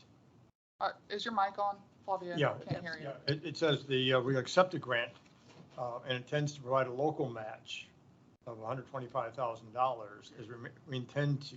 This looks Provide like a local commitment match. to me. Then it says, conditioned upon the district's receipt of the $30,000, the district will secure remaining matching funding as needed. So we tried to make it so that we, following the concept of that the commits to the project adoption, confirms the intent to provide the remaining matching funding. Milestone 2 is October 19th, where we have to approve and secure funding and confirm the total required remaining funding listed. And I'm sure Well, that's. they're basically saying here that we have to commit to start construction yet this year. Yes. They and said finish that it, was flexible depending on permitting. and we have to commit to fund by October 19th. And we've got the impact fees to do it. I'm not seeing the negative. To do it Just today. Just to have it as a part of the plan. I mean, I'm fine. That we're- I want the plan, don't Yeah, get me wrong. and I'm fine if we're moving forward, in principle or whatever else. I just want to make sure we meet the timing dates to help staff move forward with it. I have just one request. Have we looked at other viable options? What do you mean? So if we look at size and scope, equipment cost, all that from what I this have not. particular I have organization. not. Yes, so I think we should do due diligence there. So you'd like to delay a month? Is there No. timing? No, you can just, in parallel, we can agree to move forward, but I just want to Yeah. make sure that that what we're getting is Cost effective. is cost effective. Whereas if we were to just do this on our own and go with another company, it's Half the price. half the price. We need to know Let's that, just yeah. make sure we do that. So I don't Absolutely. want someone to come back and say, oh, you could have done this for half the price. Yeah.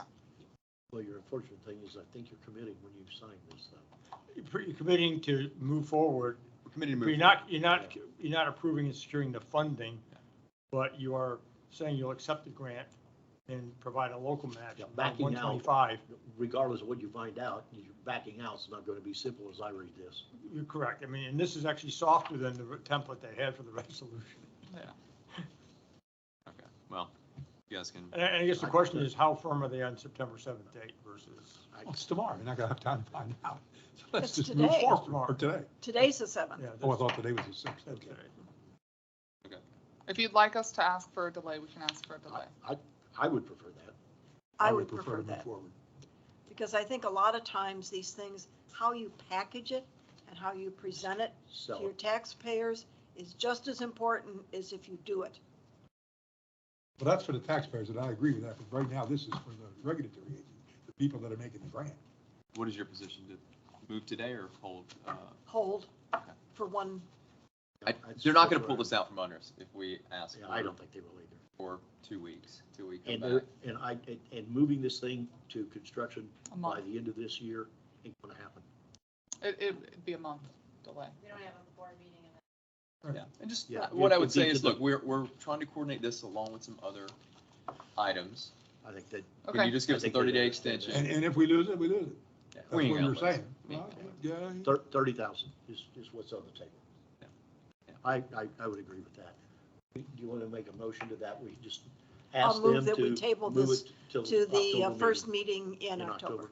Okay. in the interim, sorry, I'll second that for discussion. in the interim, we'll do some Yeah. comparative analysis. We are trying to get. To good bring be- back the plan for the whole picture. We will do that, and like I said, this concept and plan was already given to the PrAC committee and the location on the Holmontes plan, and they already said go for it, which is why we are where we are today. And then again, with the board direction some months ago said apply for grants, so. Because this is going. We to be applied, right. we got we it, apply, we got it, we got a deadline, wait. now we're kicking the ball Well, down the road. Okay, but we'll bring it back to you October. And 5th. again, just, Let's get the vote. I just think people want a few more details Yeah. behind it. Okay. Motion You know, is second like, this to is delay where to it's the gonna be. October meeting. All in favor, say aye. Aye. Opposed? No. 2 were opposed, 3 in favor. Okay. Okay, no. Who's the other one opposed? Love you. She voted aye. She voted aye. She's still. Which eye did you vote for, Fluffy? You want an eye to wait or eye to go? I to go. Oh, I. 4-1. Okay. No, sorry, it was I five don't to 5-0. No, no. Bob No, dissented. no, Bob no, dissented. I want to do it tonight. Bob does not want to delay it. Do you want to delay it or not? I do not want to delay. So Okay, 3-2. 3-2. 3-2. Okay. Thank you. All right. Okay, no. Yeah, well, that's a better way of That's putting We're it. talking But right again, now. That was a long we're all on the distance same eye. page that we think a phase 1 is a good idea, and that's what we're, I'm just We're- trying to we're- support staff now, that's all. Yeah. Pelican Preserve, expense reimbursement audit. Yeah. This back raising its head again? Or did it ever So go away? nope, so we have had extensive meetings with the community association, with Faye and Mr. Sirico, and Jen Lewis and Laura and myself, and we have tried to come to a resolution for the funds due, quote unquote funds due. And we agreed at our last meeting that we agreed to disagree and that it would be best to get the auditors involved. And so ultimately, the community association and staff, we agreed that that was a good idea, and that from a staff recommendation, and this is where we need your input and hopefully consensus, is to basically whatever our auditors and with their auditors, whatever the resolution is what both parties agree to be. And What's- Tony, you can wordsmith it What's all you want. causing this, what's causing this? Because it seems to me like this would be a simple accounting of how the money was spent. It- You either can explain it or you can't. In reality, it should be a simple counting of how the funds are spent, but It's not. it's not. It's So we want the auditors involved to resolve it and come to terms, and whatever they come up with, the solution is what we, both parties agree to. So we're expecting a consensus opinion from our auditors and their Yes, auditors. Yes. Yes. And that whatever they come up to, this middle ground. Yes. Yep. That's They're, it. I'm they're okay both with that. impartial I'm okay third with parties. They have no stake in it. Yeah, and if you notice that in the requested motion, it's also that that's subject to ratification and approval by the board. Yeah, a so public we will meeting. have to come back to you all with whatever that Okay. resolution is. Anybody have any other? So just letting ideas you on know, that? there will be some cost to have the auditor involved, but nominal, well worth coming to a Do resolution. you need a motion I'll from make a us on motion this? that we accept this resolution. That's a Second. requested motion is very Second. important, yes. To accept this action. The requested motion, yep. Is there a second? Second. Thank you. All in favor, say aye. Aye. Thank you. I know The Flavia. good news on this is that it's being done, Aye for me. Thank you. being done cooperatively. That's the good news. Yep. Yeah. They've been very, even though we agree to disagree, they've been very cooperative and very, very We've had some very productive meetings.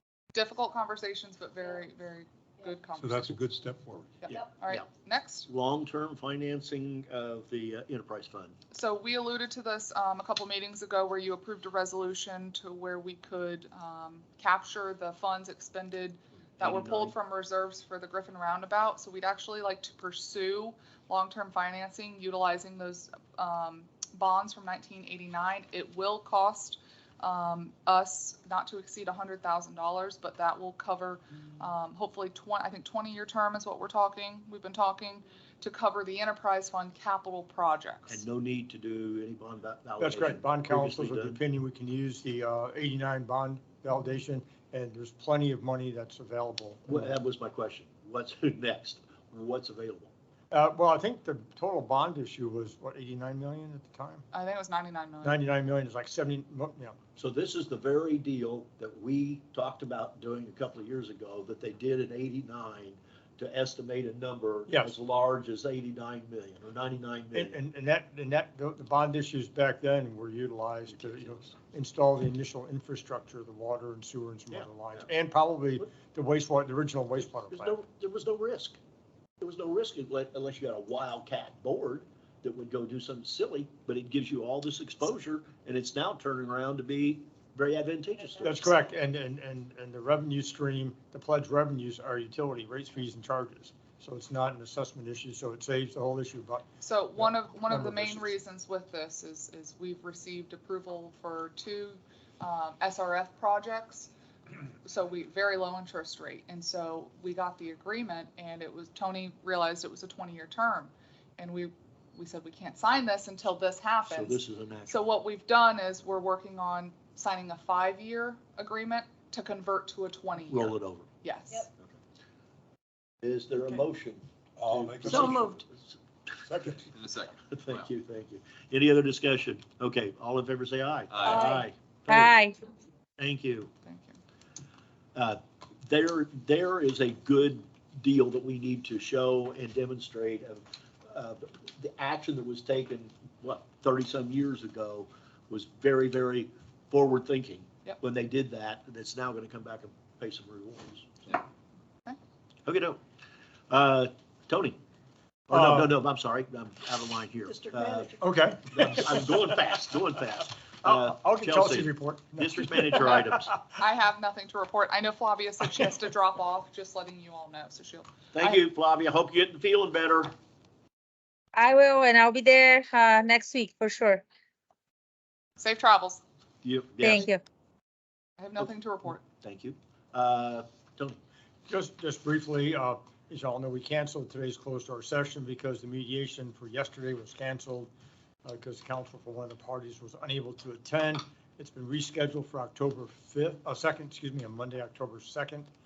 And so since we don't have another meeting, I can make the request at the strategic planning session, but requesting that we need guidance and direction from the board, requesting a closed door session for October 5th board meeting. The board wants to set it for 2:00, the same time as we were going to do it yesterday. Is that appropriate? Our meeting is on the 2nd, that's Our Monday. mediation's No, on the it's on the 2nd. Our next board meeting is the 5th. Yeah, but the mediation is on the Second. second Monday. I So think. why do we meet after they mediate? Because might be a possibility that a settlement agreement could be signed at that time, and all settlement agreements involving governmental bodies, when I represent them, have a separate couple of paragraphs that say the obligations of the district are subject to, and this agreement is subject to approval at an open public meeting of the board. And so the process would be, assuming for sake of discussion that an agreement is reached on the settlement agreement and it's worked up and signed by Mr. Tinkle and or Chelsea, it'd be subject again to approval. And then on the 5th, there'd be a closed door session that would discuss that settlement agreement. And then come out of that closed door session and the board could say yay or nay to the settlement agreement. And that's the We were purpose. ready to go. Oh, absolutely. Was We this were really ready just to go. attorneys? It was just attorney misscheduling thing? Yeah. I don't want to get into detail. We just received communication that one of the attorneys for one of the parties was unable to We should have participate. rescheduled. Yep. We'll leave it at that. They Thank weren't you. able to make it. So we're requesting that the board authorize. Is this a favorable they couldn't I can meet, say or a that, negative they I can couldn't say meet? We that our just- team is prepared. Well, I'll just put it this way. I'd rather not talk any further. Again, this is just, it Reschedule. happened. We've rescheduled Okay. it. October 5th, closed door October session. 5th. 2:00? Yeah, 2 o'clock. Work for everybody. Yes. Okay. So we will not have a workshop. We will just have, Closed We door. workshopped out the week before. yeah, Oh, and by the way, has everybody gotten hold of timely? with Lorna. Yes, I've spent time. We've done it? Okay. Good. So what was that again? Closed door session on October 5th at 2 PM instead of in lieu of the workshop. And I'll prepare the notice and take care of all that. All And right. the court reporter. On Stony Brook, on the landscaped area or the open space on the west side of Gateway Boulevard, once you get past the condominiums and the villas on the west side, had favorable, fruitful conversations, communications with Stony Brook. I prepared some documents for that track B14, it's called, to be This is that transferred. irregular shaped. Oh, it's piece. very irregular. Very shape. irregular. Claw. Yeah. Fine. The claw.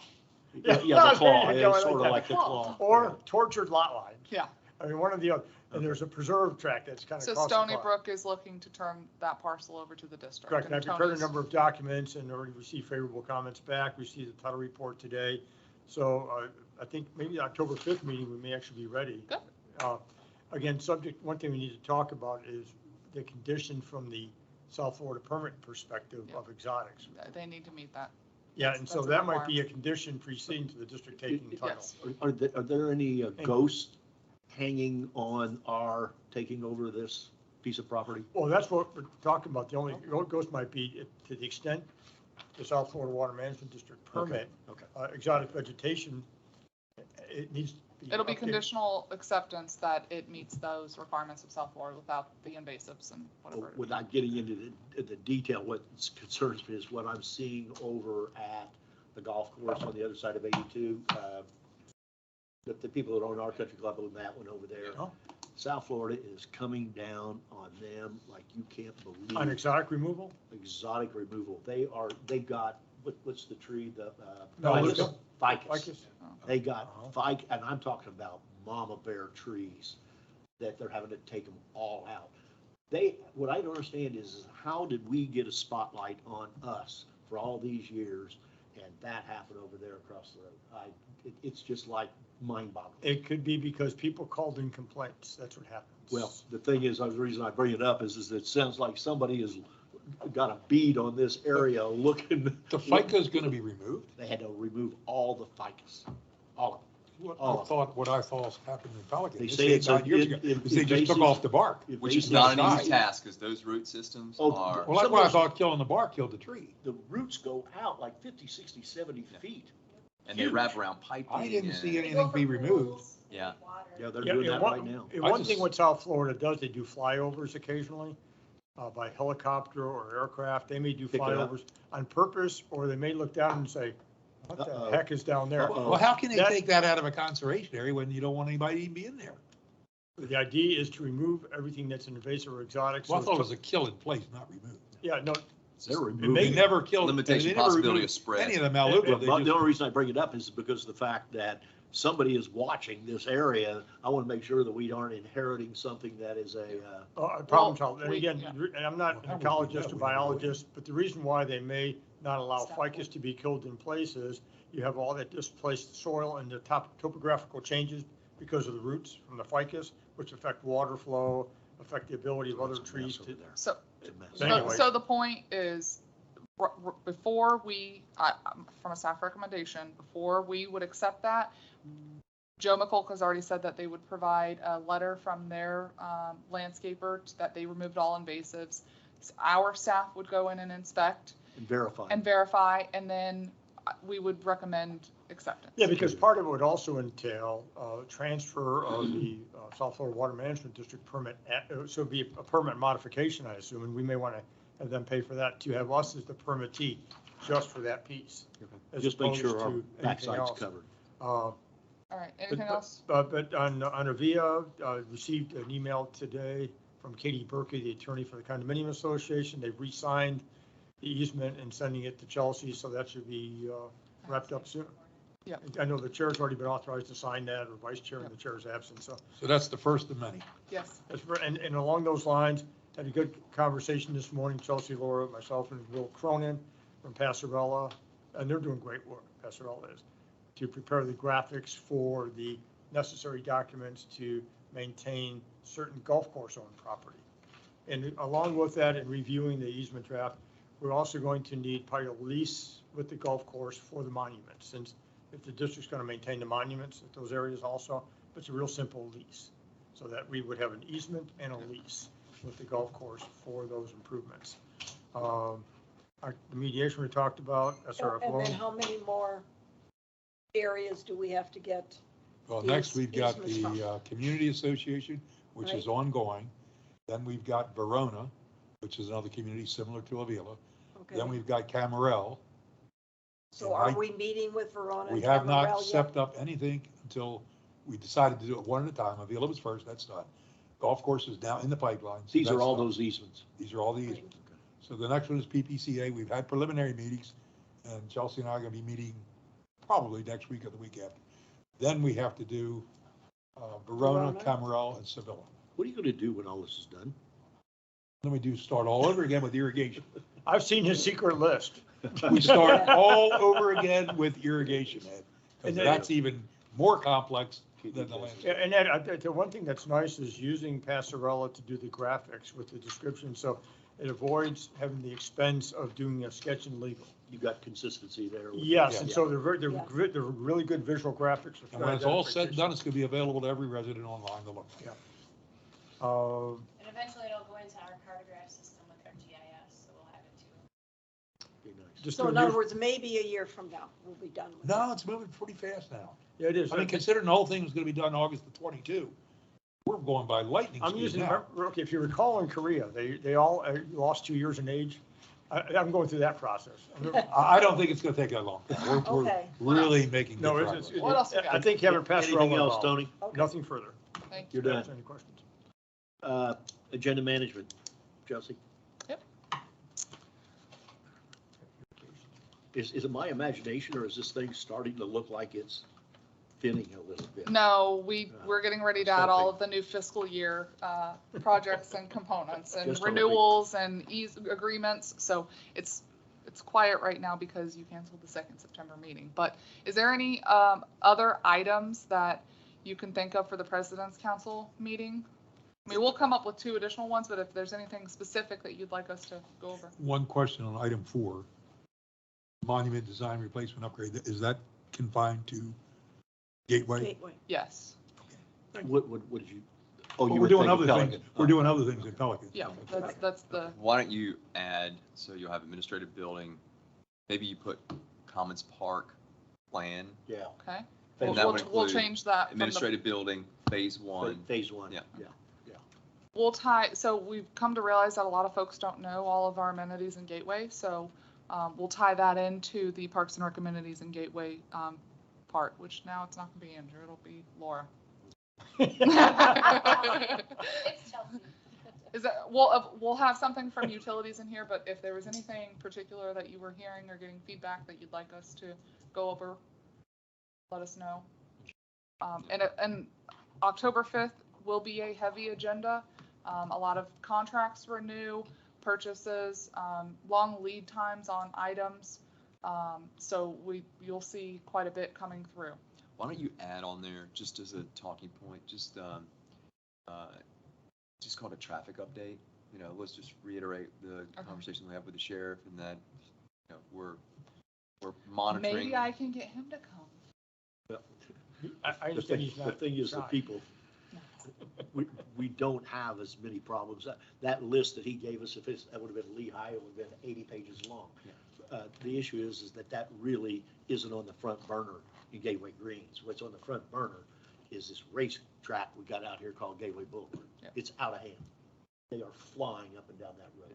And especially nobody- considering the road nobody's doing construction. anything about it. Nobody's doing anything about it. Yeah, it's only passed by tree line. That is Well, that's a joke. motorcycle. That is a route. motorcycle race. Y'all route. haven't Michael G. Rip, come to my neighborhood. Oh, yeah, Michael G. Rip is good. you're right. Yes. That's what you get when you put in a road like that. Is Call there- it an interstate. Is or there call it a anything local else that road. you guys would like us to be working on or reprioritize? Not that I'm aware of. Not right now. The one thing that we were opening bids, but we won't have open bids on the next ponds project. It's after that meeting in it. It's like October 10th. I'll have to find out from Randy. We need to He's find out got, where we're at on this. they're staggered. We have got to get some understanding with these guys that we can't continue to keep kicking these projects down the road further and further and farther. We got to get bidders in here and get that work and get it started quickly Yep. to where we don't lose time. Yep. It's The bid was ridiculous. posted- The bid was posted for the first half of the weeks, and then as well as the well And this there's week. another one And a then we're week gonna wait, later. and then, yeah, do the other one a little later. Any other questions on the agenda management? Thank you, thank you. We're getting down close to the end, aren't we? Supervisor comments and reports. Bob, anything? Supervisor comments. We've got a couple of things going on. One we touched on very briefly with safety and security and the Wiser contract. So I'm going to defer that till next month, but that is something that's going to be put before us for consensus. We're working on electrical costs because electric costs in Pelican is a hell of a lot of money. It's everywhere. And it falls into a bunch of categories. You got aeration, which we know of, which is about 80,000. Then you've got irrigation, which we basically really don't have a good idea on, at least I don't.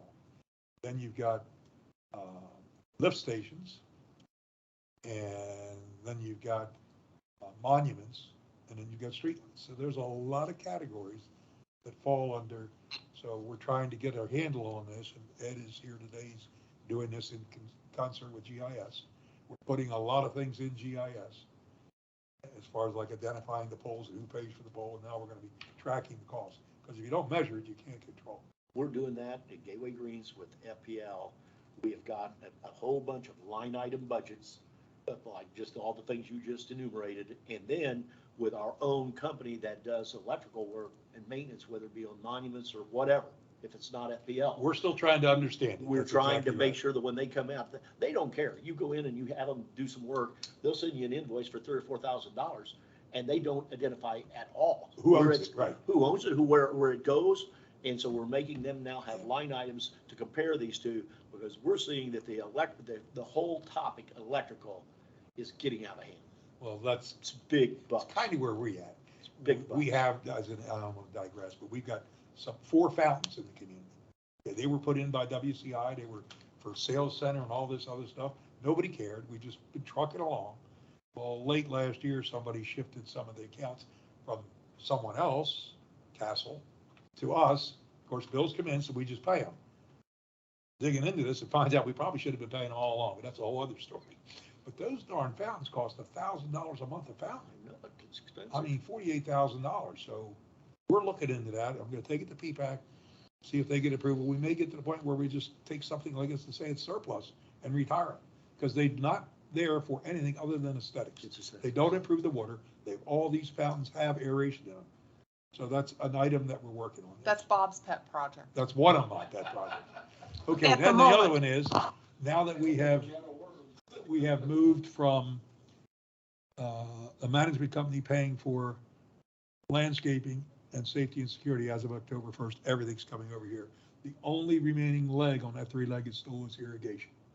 So we're going to try to get to the point, Tony's got some 2001 maps of irrigation, but we're going to work with the community association and the golf course to totally understand what comprises irrigation and who should be paying it, and make sure we're lining all that up.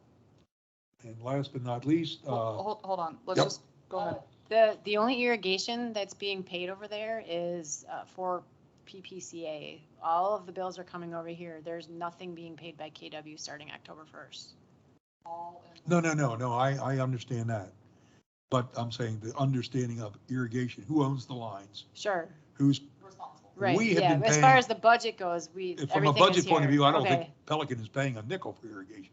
unless you're. Well, telling you us are something paying else. some because it's some of the. Not very dip, much, But not and much. we don't think yeah. we're paying our share So the anyway. same pet project you're doing we're gonna be doing for. For electrical, irrigation we're doing for irrigation. Yes. Next year. So that will be as Okay. clear as landscaping a year from now, but right now, it's a bowl of spaghetti.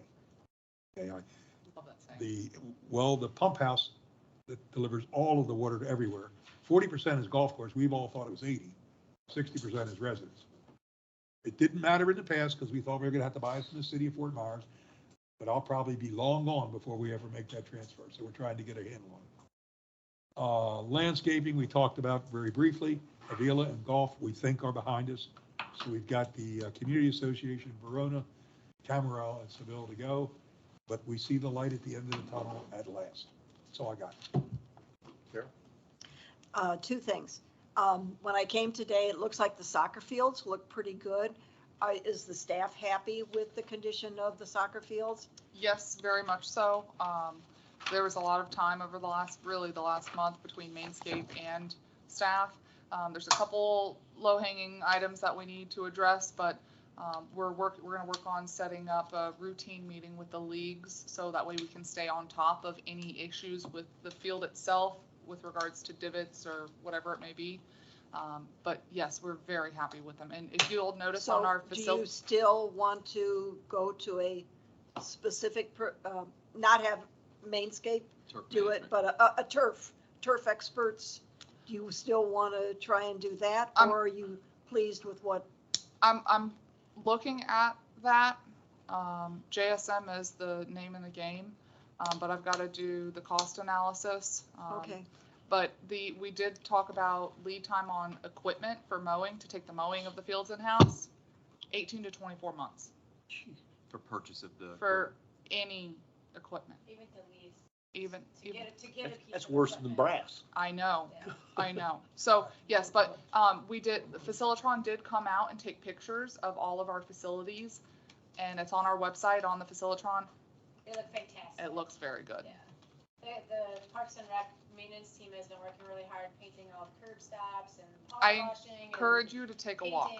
Go walk. Really The biggest thing now that let's say that the fields are at par, is that maintenance. Maintain, yep. And the leagues are starting. Yep. And, so we We're just got already- to make sure whoever's managing internal from staff, Parks and Rec, does regular walkthroughs, Yep. sets up communication chain with the league Yep. directors. If you see something, report it. Yep. You know, We've so we got can figure out a system for One that. of the big differences between last year and this year is we've got cameras that it can't see everything, but Pretty close. Yeah. pretty close. Something we may want to look into. So if you hit a divot on the course, you replace it We talked with about the that. mixture. So if we had something over there, again, we could. put Mixture that- containers? Yeah, we could put the onus on the leagues, if you see a spot. We can't even get them to pick up their own garbage. What's the question is whether you put just, because if it's with Bermuda, you put sand, but if you have a sand mixture with the deal, you gotta watch them because it'll grow in the bucket. So you You're gotta talking about watch seed, that. Yeah. like sand. But sand that's seed. why we stopped doing it on the golf course. We couldn't maintain Keep that that mix. pile. It's So getting we moist- just it get used the moist, sand yeah. to. Yeah, We it talked- gets moist at all, it starts to It'll ferment. grow. it grows. It'll grow. So we did talk to Mainscape about that and tried to come up with some alternative ideas, and that was one. They weren't sold on that, but another one was having like I think we talked about before, like a grass or turf. A sod farm. Sod farm, yes. But to answer your question, Carol, yes, we're very pleased with it. We The just sod gotta farm's a great maintain it. idea, Sod because farm's a normally great when you idea. get a dead area, it starts like this. Yeah. And if you just get Plug it. octagonal, plug it, Put a plug. then the kids aren't digging in it, because you know what happens? Have a pinhole size in your shirt, Yeah. by the end of the day, it's, Okay. it's just the way kids are. Anything else, Carol? Yes. I know I got, and I'm assuming everybody else did, got an email from Nathan Shaw about the development of a proposed recycling center adjacent to Pelican Preserve and the area, looking to discuss it in the future, whatever. I looked into it a little bit, and it's basically about a 50-acre area that is right next to the landfill area, which is next to Pelican. But I believe we, as the CDD, have an interest in that area also. Is it adjoining us? Carol, can you share that? I'm not. Yeah, we I'm- didn't. Privy to I didn't, that. I didn't, Oh, I didn't get anything. on Okay, If you can Sure. send that to me, I can. Share with the board. well, I've got it right here. You can come over here Can and, you forward it to me and then I can just forward it to Yeah, the board? I didn't get anything on that. how do I? I Yeah. heard Or of the if I did, I sale, missed it. but I didn't know what was to Okay, come of it. so it's already a landfill. Yeah. So obviously, we can't oppose it or anything like that. But I was wondering if staff would look into it and see if there are some areas where our assets need to be protected. Mhm. I don't know, berms, trees, I don't know what. Well, But I think this would be the time that the CDD should request any, At the beginning. yes, for noise or, I don't know. okay. I Yeah. don't know what. If you But- send that to us, we'll Is look. I this, just forwarded is this Thank you. a bordering colonial? I have no, I don't know. Is it bordering truthfully. colonial? No, I don't believe it's so. No. deeper in. And- It's- And I believe, and I toured this facility. I think it already exists, but I think It's right by Pelican there's a Homes change. and the golf course. Okay, that's The where I golf thought. course Okay. comes, I know where it's at. Yeah. Okay, but it's so they want to put a recycling center. okay. So I'm not suggesting that we go in and oppose it, but I'm just saying now is the Be familiar. time to Keep an eye on it. negotiate with them for berms or Gotcha. whatever we feel we need as protection for our assets, Okay, not, you know, Our Residents Alliance is also involved in Okay. that. Yes. Carol, Carol Brook. okay. Yeah, I can reach out. The reason why that's important, if you recall many years ago, I think Carol was involved, and maybe Jan, but I think Carol, with regards to certain activities, and again, at that time, Yeah. I think it was recycling center at that time, too, if I'm not mistaken. And the district's concerned with, because the difficulty is the district's expenditure of funds has to be for protecting district services or assets and facilities.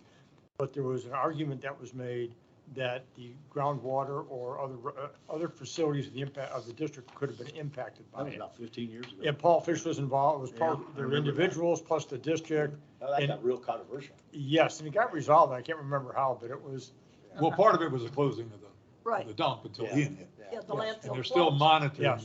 that thing. Okay. But, you know, from that day forward, as an aside, we've tested the water monthly coming to Pelican. It's better than what you get out of the tap. At your tap, not That's our what I'm tap. saying. That's a six tap. We've been Bob, doing I- that for like 15 years Bob, now. I understand the tap in your house isn't working all that well sometimes. With the pressure. Anything else, Carol? No, Okay. yeah, none for me. No, I only have That's one all. item, then I want to go back to Bob. No, that's a good point. I think we all got a copy of the deal from Cecil. What's the story of what we found in Hampton Park with a Oh. hole?